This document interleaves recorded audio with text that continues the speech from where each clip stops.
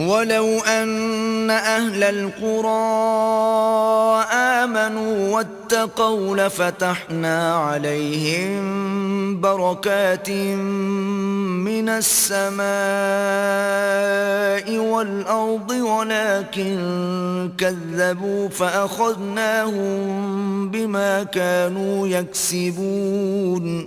اگر ان کی بستیوں کے لوگ ایمان لے آتے اور پرہیزگار ہو جاتے تو ہم ان پر آسمان اور زمین کی برکات کے دروازے کھول دیتے، مگر انہوں نے تو تکذیب کی، سو ان کے اعمال کی سزا میں ہم نے ان کو پکڑ لیا۔ أفأمن أهل القرى أن يأتيهم بأسنا بياتا وهم نائمون؟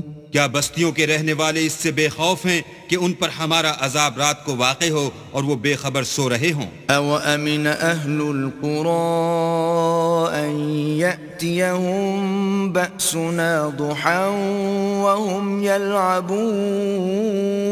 اور کیا اہل شہر اس سے نڈر ہیں کہ ان پر ہمارا عذاب دن چڑھے آ نازل ہو اور وہ کھیل رہے ہوں؟ أَفَأَمِنُوا مَكْرَ اللَّهِ فَلَا يَأْمَنُ مَكْرَ اللَّهِ إِلَّا الْقَوْمُ الْخَاسِرُونَ۔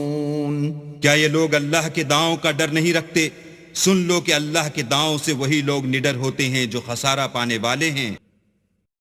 أَوَلَمْ يَهْدِ لِلَّذِينَ يَرِثُونَ الْأَرْضَ مِن بَعْدِ أَهْلِهَا أَن لَّوْ نَشَاءُ